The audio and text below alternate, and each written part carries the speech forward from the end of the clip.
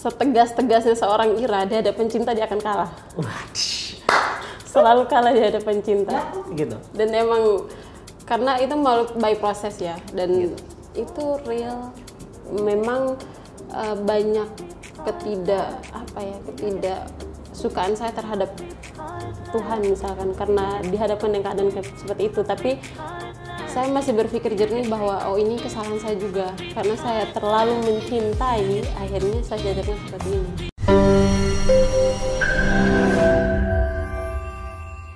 Iya dong. Baik, assalamualaikum warahmatullahi wabarakatuh. Rekan-rekan Ruang Bicara dimanapun Anda berada, hari ini berjumpa kembali Sapa Menyapa bersama kami. Ya, setidaknya hari ini kita mencoba untuk mengangkat topik-topik ringan gitu. Kita bukan para politisi yang ingin mengangkat soal masalah persoalan bangsa hari ini, soal masalah putusan Mahkamah Konstitusi, ya, soal Cipta Kerja, Undang-Undang Pemilu dan lain sebagainya. Nah, hari ini kita ngobrol biasa saja. Karena hari ini narasumber kita, ya, beliau ini adalah sosok yang luar biasa, aktivis perempuan yang tangguh, kritis, gitu, luar biasa. Kita sapa saja Yunda Sri Irawati, bukan begitu ya namanya? Iya. Betul ya? Lengkap banget ya. Tapi ada yang kurang sih. Hah? Apanya? Sri Rawati Mukhtar. Oh gitu. Nah, mohon maaf untuk penyebutan namanya yang apa-apa. salah. Gelar lagi ya?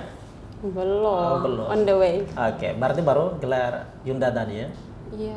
Berdasarkan Sapa Menyapa dalam konteks HM ya? Naam. Waduh ngeri, udah pakai nam nih. Aduh. Oke, Yunda Sri Mukhtar. Sri Irawati Mukhtar ya. Sorry. Sehat. Insyaallah. Insyaallah sehat ya. Jasad. Harus sehat sih sebenarnya. Oh iya harus sehat ya, betul. Perjuangan masih panjang gitu ya. Jomblo. Iya. Panjang banget. Jomblo bukan panjang banget, jomblo. Jomblo ya? Iya. Jomblo. Waduh. Baik. Jadi hari ini teman-teman semua kita ingin bicara karena jarang sekali ruang bicara itu bicara soal masalah feeling gitu. Bicara soal masalah perasaan. Lalu hari ini kita ingin menyapa, yang pertama adalah mungkin saja kita ingin bertanya dulu soal seputaran bagaimana sih aktivitas seorang aktivis perempuan itu dalam melihat kehidupan sehari-harinya dalam lingkungannya gitu ya. Yunda gitu ya. Yunda dong. Oh gitu. Kayak Ya. gimana gitu kalau panggil Yunda ya? Biasa aja. Oh gitu. Seperti biasa kita saling nyapa Ira Widih. gitu. Wah. Biar lebih dapat feel-nya gitu. Oh, Kalau gitu. Yunda tuh ada. Waduh, ini dia nih, makanya hari ini kita bicara soal masalah feeling kan. Jadi Ya, ini sudah benar. mulai menyentuh soal masalah ya, manggilnya Ira gitu biar dapat Ira, gitu kan. yes. Perasaannya dapat gitu ya. Boleh. Perbedaannya di mana gitu? Kalau saya nyapa Yunda lalu Kalau Yunda itu di organisasi kan punya posisi ya. oh gitu. Lebih senior lah. Oke. Berarti agak ada batasan antara junior sama senior Oh gitu. gitu. Tapi nggak enak ngobrolnya. Ah. Tapi kalau cuma saying Ira, oh iya. Oh gitu. Kita Oke agak lah. lebih. Oke, alright. Oke. Kita menerima saja ya gitu ya. Harus diterima. Iya, diterima. Daripada hitungan 1 2 3 narasumbernya kabur gitu kan. Iya benar. Dibenarkan lagi kan. Gila. Oke. Sudah berapa tahun sih bergelut sebagai seorang aktivis perempuan? Dari 2015. Dari 2015 sampai Bulan sekarang Juni. kurang lebih 6 tahun ya. 6 tahun. 6 tahun, luar biasa. Dan jiwa kritis itu sudah mulai tertanam dan menjadi habit sedang sanubari gitu. Insya Allah. Masya Allah. Ini Semoga ya. berasa ngobrol sama Mama Dede gitu kan. Astaga. Iya. Baik, emang beginilah gitu seorang aktivis perempuan atau aktivis HMI gitu ya. Memang harus selalu ya dikit-dikit label keagamaan itu nggak boleh dilepaskan. Iya, gitu nggak ya. boleh, apalagi perempuan. Iya, wah, masya Allah. Memang idola ini. Iya nih, idola nih. Ini, ya oke. Selain itu, beliau ini adalah merupakan salah satu kalau misal berdasarkan observasi yang kita lakukan itu, Yunda, mohon maaf ya. Saya menyapa dengan demikian pula karena ini dalam konteks organisasinya gitu. Yunda Irawati berdasarkan sapaan para kader HMI gitu ya. Beliau ini juga termasuk salah satu Yunda yang ditakutkan gitu. Kurang lebih seperti itu. Itu berdasarkan observasi yang kita himpun gitu. Ditakutkan ya? Iya. Dibilang karena suaranya yang keras gitu kan. Lalu disiplinnya gitu, lalu ketegasannya gitu. Apa emang harus seperti itu, Indah? Sebenarnya apa ya? Itu udah menjadi kepribadian saya memang seperti itu. Kalau lagi di forum, misalkan lagi berorganisasi, kalau serius. Kalau lagi bercanda, ya enjoy aja. Cuman terkadang kalau orang nggak kenal mungkin pertama kali pasti mereka lihat, oh Ira orangnya kasar nih. Gitu. Itu sih sebenarnya. Tapi sejauh ini biasa aja. Oh gitu. Kalau udah kenal, oh ternyata dia receh juga ya bocahnya. Oh, gitu. Emang receh. Oh gitu. Baik. Tapi pada dasarnya begitu, walaupun mereka sudah mengenal gitu, tapi itu tadi karakteristik daripada seorang Ira itu tidak bisa dilepaskan oleh mereka gitu. Ya, jadi benar. Beliau yang kritis, beliau yang disiplin, dan beliau yang tegas gitu. Wah, ini hari ini. Masya Allah. Luar biasa memang. Oleh sebabnya Ruang Bicara hari ini kedatangan Yunda Ira ini merupakan suatu kehormatan buat kami gitu, karena ya kita agak sedikit sulit untuk mendapatkan seorang narasumber perempuan gitu. Baru pertama kali pimpinan Yunda gitu. Kurang lebih itu ya, Baim ya. Gitu. Jadi baru ya betul pimpinan Kohati PBHMI gitu.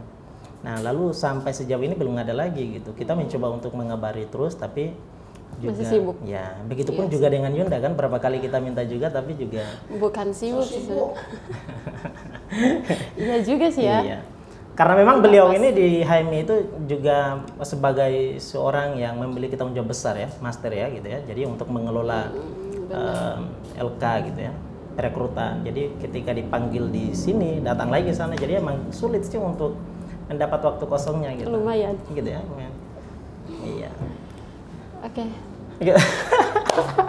Maksudnya oke selesai gitu atau gimana gitu? Masih banyak, ini belum masih prolog pertama ya? Iya, prolog. Baik, jadi beliau ini yang dipandang sebagai sosok yang kritis, tegas, dan disiplin gitu. Jadi, namun satu hal yang ingin kemudian kita sentil di sini, yang hari ini merupakan topik pembahasan kita gitu, bahwa sosok Ira yang tegas gitu ya, disiplin dan kritis tadi, ketika di depan para kaders gitu ya, atau bersikap dalam kehidupan sehari-harinya gitu. Tapi apakah kemudian Sri Irawati ini tidak kemudian tidak bisa dipatahkan dalam konteks feeling gitu? Nah, ini yang kemudian ingin kita sentil gitu ya, soal masalah ini. Karena ini perempuan gitu, setegas-tegasnya perempuan, tapi kalau bicara soal masalah feeling, tentu di situ dia bakalan terpatahkan juga, kurang lebih begitu ya. Benar ya. Benar sekali. Artinya dia membenarkan, berarti kita nggak salah gitu ya. Iya memang. Kenapa? Dalam persoalan tertentu maksudnya kan? Iya, dalam persoalan tertentu, betul. Selalu saya katakan ke orang-orang yang baru kenal ya, misalkan kayak, oh ini Ira tegas seperti yang tadi katakan. Itu aku selalu bilang, setegas-tegasnya seorang Ira di hadapan cinta dia akan kalah. Selalu kalah di hadapan cinta. Gitu. Dan emang karena itu by proses ya, dan itu real. Wait, seketika di hadapan cinta tetap kalah. Di hadapan cinta, bukan pencinta gitu ya. Bukan. Berarti ini para kader di sana ya, jangan takut gitu loh. Cara mematahkan beliau ini harus dengan menghadirkan cintanya gitu. Seperti itu kurang lebih. Seperti itu kurang lebih. Kenapa demikian gitu? Ya rumit sih. Dalam persoalan cinta ini kan, maksudnya saya orangnya cukup tidak terlalu mudah untuk menaruh rasa. Gitu. Tapi ketika saya sudah menaruh rasa. Itu sesulit apa tuh kira-kira? Kok sulit banget gitu? Apanya yang sulit? Gemboknya apa sih? Ukuran berapa dan berapa kilo sih? Apanya yang sulit? Apanya? Itu maksudnya? tadi kan sulit untuk cinta. Jatuh hati. Ya, jatuh hati. Oke, sulit jatuh. Kok Nggak to the point ngerti ya? Iyalah harus. Oke. Apa ya? Karena saya orangnya cukup sulit untuk dipahami ya. Saya sendiri pun terkadang memahami diri sendiri itu susah. Susah. Iya, susah. Gitu. Karena mood swing itu loh. Oke, tapi Dan dengan berbagai kesibukan, karakter aku yang seperti itu, aku butuh orang yang memang benar-benar bisa stay with me dalam situasi dan kondisi apapun. Yang bisa terima seorang Ira sepenuhnya, baik buruknya kekurangan itu susah nemunya. oh gitu. Iya. Tapi itu selektif tidak gitu? Selektif, cukup Selektif. selektif. Oke. Apa tuh? Seperti gimana tuh langkah-langkah selektifnya itu? Apa kumpul berkas ini dulu Enggak, itu gitu? Ya tetap melalui proses PDKT segala macam. Cuman menemukan orang yang klik itu yang susah sejauh ini. Oh, gitu. Selama saya berproses, selama saya di Jakarta, baru satu orang yang mampu Baru satu orang. meluluhkan hati seorang Ira. Waduh. Baru satu-satunya. Baru meluluhkan satu-satunya ya? Satu-satunya. Satu-satunya. Sejauh ini tidak ada. Gitu. Hebat banget beliau ya. Hebat. Mampu Sehebat itu. mampu meluluhkan Ira yang sulit sekali gitu ya untuk bisa membuka gemboknya gitu loh.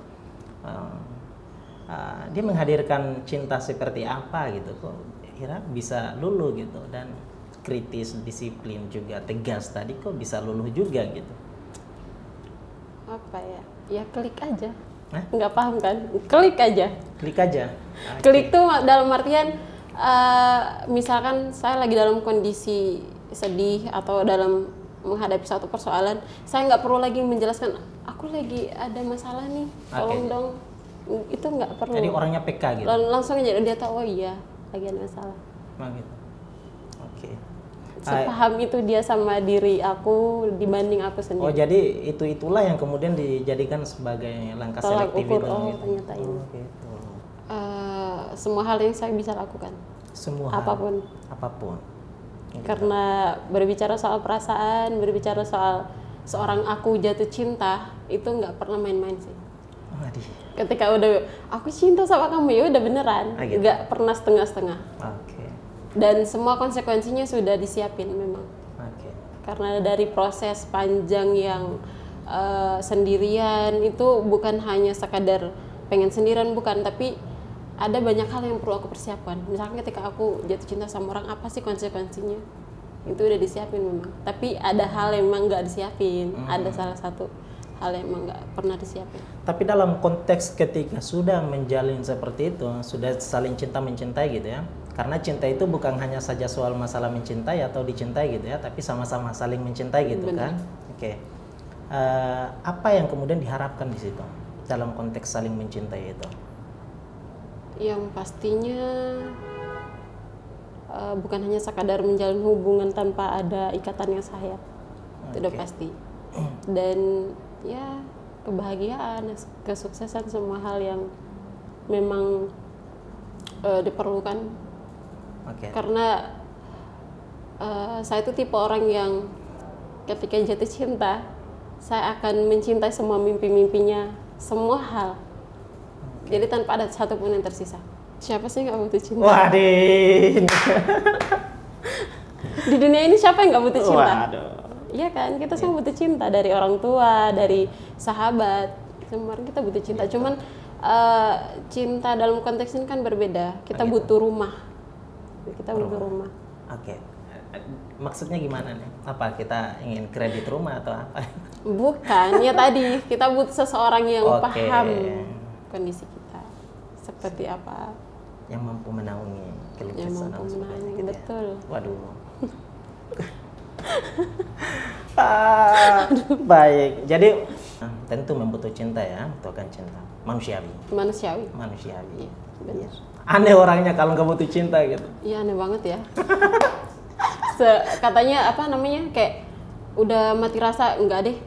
Enggak ada orang yang benar-benar mati rasa. Pasti gitu ya? someday dia akan butuh, yang namanya cinta dia butuh.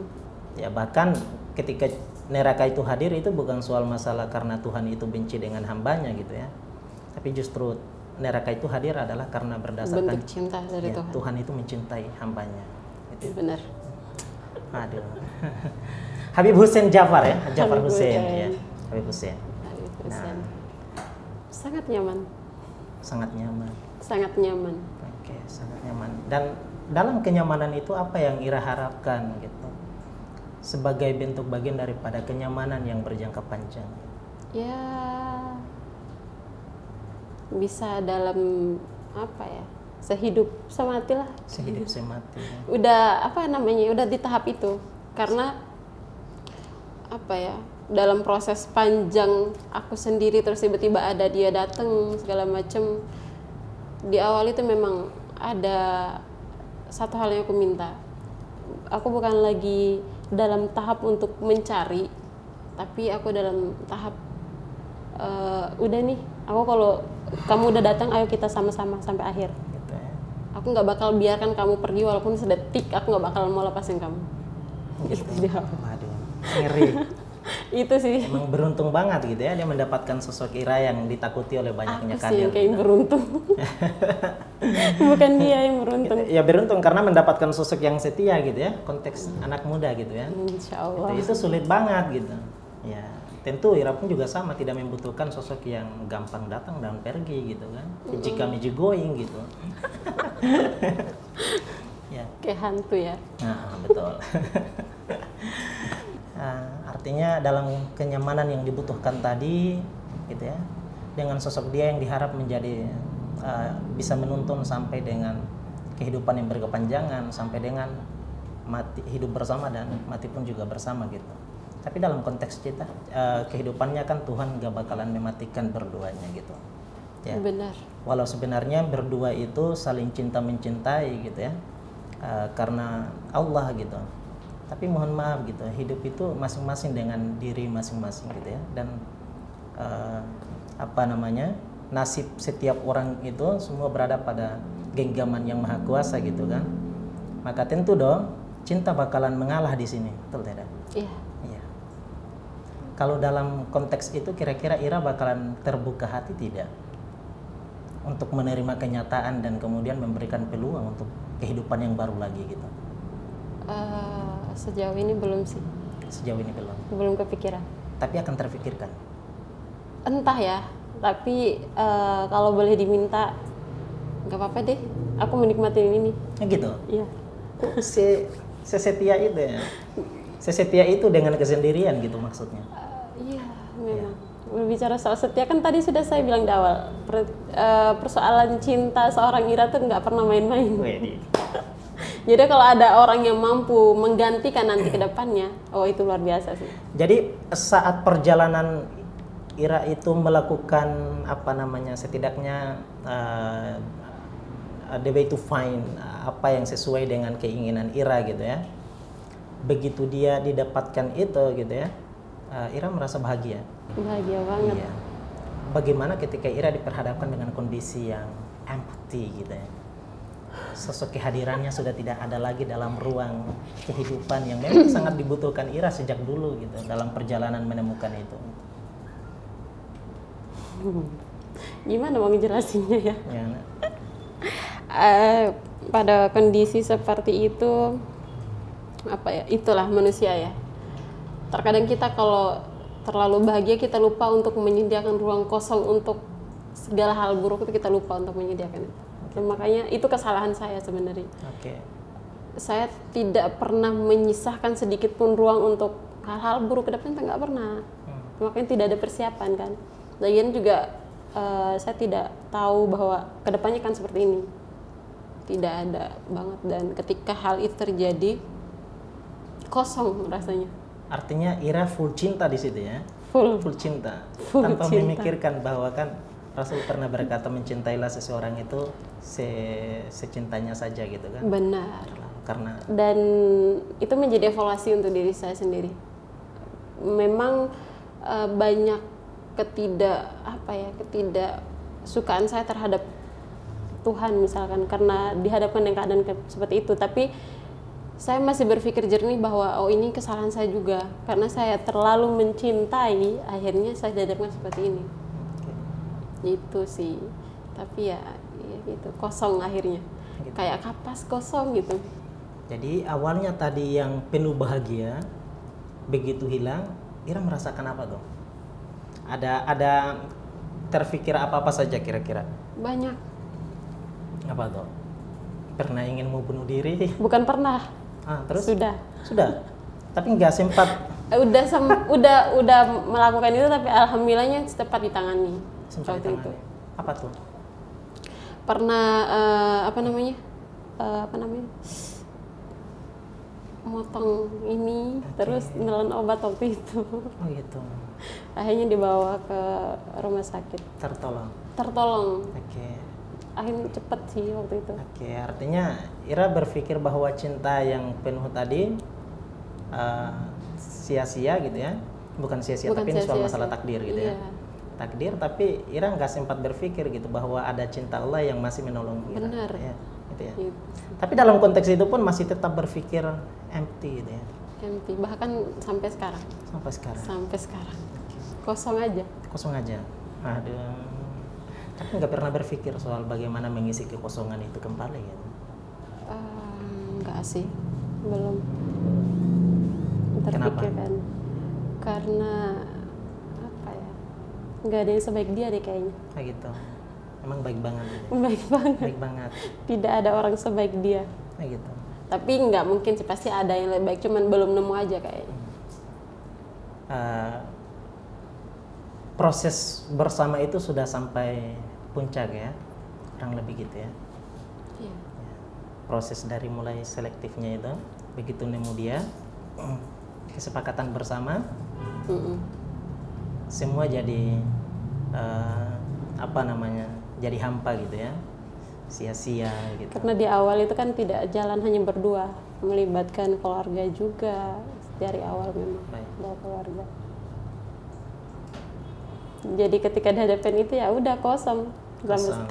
Pernah berpikir untuk membuka dan siapa tahu ada gitu kan. Memang ada, cuman tidak mau, gitu. Tidak nerima aja. Baik. Jadi dengar-dengar Ira ini memiliki catatan yang sampai hari ini belum bisa dihapus gitu ya. Masih tercatat dan paten, kurang lebih seperti itu sih, sehingga sulit banget untuk dilupakan oleh seorang Irawati itu. Nah, kurang lebih setahun yang lalu ada sebuah perjanjian, kurang lebih seperti itu ya, perjanjian yang ingin disucikan gitu ya. Benar. Ingin disucikan di depan para saksi gitu ya. Tuhan berkehendak lain gitu ya. Bahkan dengar-dengar Ira dalam perjalanan begitu ingin ke Ambon ya, naik pesawat itu sudah kekasihnya sudah dipanggil sama Yang Maha Kuasa gitu ya. Iya. Oke. Benar. Dan itu Ira tetap melakukan perjalanan. Itu coba ceritakan dikit gitu. Itu gimana? Jadi beliau sakit memang. Beliau sakit. Itu pas masih di Jakarta atau gimana? Iya, masih di Jakarta. Kurang lebih sakitnya itu hampir setahun. Tapi puncak sakitnya itu di 2 bulan terakhir sebelum kepulangan. Nah, waktu itu terakhir kami bareng itu di pertengahan bulan awal bulan Februari. Beliau balik tanggal 19 Februari. Dan tanggal 28 malamnya itu drop, dibawa ke rumah sakit, diinfus. Aku dapat kabarnya tanggal 1 pagi. Akhirnya Abah nyuruh aku ke sana. Tapi waktu itu memang ada hal yang memang harus aku selesaikan dulu di Jakarta. Jadi nggak bisa langsung berangkat hari itu. Aku pesan tiketnya di tanggal 2. Tanggal 2 untuk berangkat tanggal 3-nya.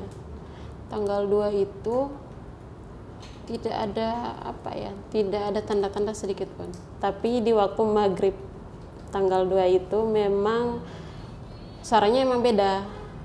Kayak ini bener dia nggak ya, mikir gitu. Karena kok beda suaranya. Nggak ada berpikir kayak besok dia bakal pergi nih, gitu nggak ada. Akhirnya berangkat tanggal 3 pagi. Maksudnya ada suara di situ? Suara by phone? By phone. Telepon terakhir di maghrib itu nggak lebih dari 5 menit. Apa yang disampaikan di situ saat nelpon dengan Ira? Besok berangkat hati-hati, jangan lupa makan. Intinya semua hal yang pesan-pesan kayak begitu kan. Oke. Yang dia butuhkan Ira hadir di samping dia gitu. Oke. Sebenarnya dia pengen aku hadir itu seminggu sebelum itu, cuman ketika dia mengatakan itu dia bilang lagi sama orang tuanya kalau Ira tuh sibuk kerja gini-gini jadi nggak usah gitu, nggak usah dikabarin, nggak apa-apa. Tapi setiap kali dia mau makan dia kan susah makan kan. Betul. Itu keluarganya selalu nelfon aku, tolong suruh makan. Nah di tanggal 3 pagi jam 1 itu beliau masih sempat ngechat dan aku tuh nggak bales, padahal baca chatnya karena mikirnya ya besok aku kesana gitu kan, ngapain aku balas chat dia gitu. Udahlah nanti besok biar sekalian ketemu gitu. Berangkat dari Jakarta jam 6 pagi, nyampe Surabaya jam 7, itu di Ambon sudah jam 9. Beliau meninggal jam 8. Di jam 8? Jam 8 meninggal. Artinya sebelum nyampe di Surabaya sebelum nyampe Surabaya. Beliau udah nggak ada. Udah nggak ada. Dan pas di pesawat dari Jakarta ke Surabaya itu, saya sempat fotoin pesawatnya, jendelanya. Saya sudah di jalan gitu intinya, udah di pesawat tapi kok nggak aktif. Ya udah sampai di Surabayanya check in ulang kan, ganti pesawat. Sampai di Surabaya itu saya sempat telepon biasa, WA segala macam, nomornya nggak aktif. Gitu. Akhirnya nggak sampai. Tapi ada yang balas nggak? Nggak ada. Jadi cuma checklist 1 doang. Iya, checklist 1. Dan nomornya emang nggak aktif juga biasa. Akhirnya kakaknya nomor 1 telepon, tapi suaranya habis nangis gitu. Dia nanya udah sampai mana gitu, lagi di Surabaya kataku. Ini mau ke Ambon, emang lagi boarding, mau naik pesawat. Oh iya nanti kalau sampai di sana di Ambon kabarin ya. Gitu. Kenapa suaranya Kak? Saya tanya gitu. Dia bilang nggak apa-apa sayang, hati-hati ya gitu. Nggak lama setelah itu orang yang di sana di kampungnya, kakaknya yang nomor 5 nelpon ngasih tahu kalau udah nggak ada.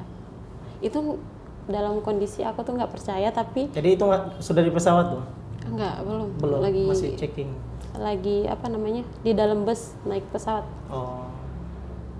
Itu apa ya, mau percaya tapi nggak percaya, tapi nangis gitu karena. Tapi sempat berpikir tidak untuk memberhentikan perjalanan itu? Nggak pernah berpikir untuk berhenti karena niatnya ke sana kan bukan hanya itu kan, ada niat lain lagi yang gitu. Kayak serius ini nggak mungkin, kayaknya aku di prank, mikirin gitu sampai mamanya ngasih tahu kalau itu beneran gitu. Oh ya udah mah, kata saya, nggak mungkin kayaknya mah dia tidur, kataku gitu. Sampai ditaruh handphone di telinganya juga sempat ini bicara sama dia, katanya dipanggil-panggil nggak nyaut gitu. Ya udah mah, kataku, tunggu aku ya gitu doang. Tunggu aku. Nyampe di pesawatnya, orang pertama yang aku kabarin orang tua aku, dan nangis juga dua-duanya.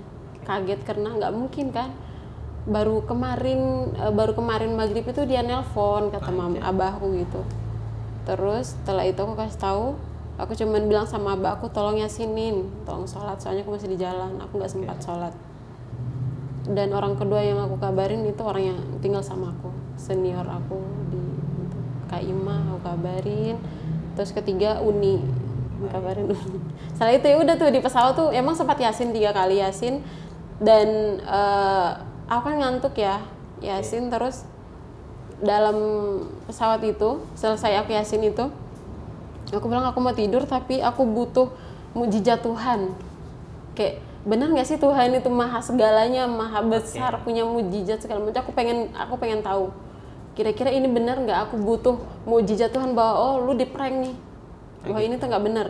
Jadi aku pengen tidur dan bangun dengan kondisi oh aku ternyata di prank. Jadi aku tidur di saat itu sampai di Ambon. Pas landing itu langsung aku aktifin HP, aku lihat WA di story, flyernya udah kemana-mana dan banyak juga yang udah ucapin segala macam. Gitu. Dan di situ mulai. Dan di situ baru kayak oh beneran percaya. Ya, dia udah nggak ada. Kayak gitu sih. Dan itu gimana tuh perasaannya tuh? Aduh, nggak bisa dijelasin. nggak bisa dijelasin, tapi sadar-sadarnya bahwa kalau aku jatuh di sini nih misalkan, karena apa ya, emang kondisinya tuh aduh nggak bisa banget dijelasin. Kalau aku jatuh tuh ada nggak kira-kira orang nolong aku dan bawa aku ke tempatnya gitu, mereka kan nggak tahu pastinya aku kemana, mana aku berangkat sendiri kan. Betul. Jadi dalam kondisi nangis segala macem, aku masih sempat lari ke tempat pembelian tiket pesawat untuk terbang ke tempatnya lagi kan, masih ada transitan. Itu Dan udah sempat dapat. enggak, pesawatnya ternyata udah berangkat setengah jam sebelum aku tiba. Gitu. Akhirnya nggak dapat apa-apa. Besoknya lagi baru. Besoknya lagi. Dan itu udah nggak dapat yang terakhir kalinya. Enggak, sempat mereka nunggu, sebenarnya mau nunggu Ira gitu, nunggu Ira aja. Cuma kataku nggak bisa karena sekalipun nunggu aku sampai besok dia nggak bakal bangun. Dan semakin lama kita membuat dia, semakin lama kita nggak kebumikan dia, itu semakin nggak bagus kan. Jadi udah nggak apa-apa, ikhlas. Tapi sempat lihat wajahnya yang terakhir? Enggak juga, nggak Gitu. sempat. Jadi nggak sempat Cuman video call bungkusannya gitu. doang. Nggak video call gitu. Karena di sana susah jaringan. Oh, Jadi cuman lihat apa ya, cuman lihat bungkusannya aja. Udah dikafanin tapi muka enggak. gitu. Itu by foto. By foto, video juga ada. Oh, video juga. Dikirimin juga sama keluarga. Gitu. Baik. Jadi kurang lebih sudah setahun lebih ya. Belum sampai setahun. Belum sampai setahun. 9 bulan. Oh, 9 bulan. 9 bulan berjalan. Hampir setahun ya. Iya. Iya. Oke, hampir setahun. Ira merasakan setahun yang lalu ya? Atau masih Bulan tahun Maret. ini? Maret Oh, ini. bulan tahun ini ya? Oh, 2021. Tanggal 3. Sampai saat ini sudah agak sedikit fresh gitu ya? Lega? Lumayan. Lumayan. Artinya sudah mulai bisa dong membuka peluang untuk melihat dan menata kehidupan yang baru gitu ya? 3-4 bulan. 3-4 bulan. Itu masa-masa sulit. Masa sulit untuk Sulit banget. bisa menerima kenyataan gitu. Iya. Sebenarnya kalau menerima kenyataan belum sih sampai hari ini bahkan. Oke, gitu. Setiap kali bangun tidur tuh masih kayak serius. Oh. Ada yang beneran udah nggak ada. Masih kayak gitu tuh sering. Sesering itu. Baik.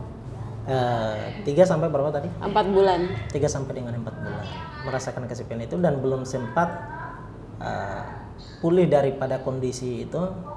Dengar-dengar Yunda diperhadapkan dengan situasi yang sama Yang pula sama, gitu ya. benar. Orang yang tercinta juga gitu. Iya. Gitu.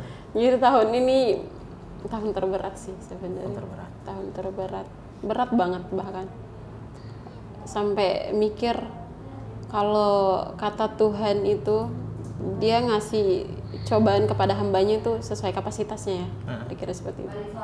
Kira-kira kuatnya aku tuh segimana sih gitu. Oke. Kalau dikatakan aku kuat, harusnya aku nggak nangis, harusnya aku ya biasa aja. Ketika aku dihadapkan dengan kondisi yang sama tuh kayak biasa aja. Oh ya udah, aku pernah kok di situ. Tapi nyatanya enggak loh, malah lebih terpuruk lah, kayak kayak gini banget ya takdir aku hidup. Bukan takdir ya, lebih ke nasib sih.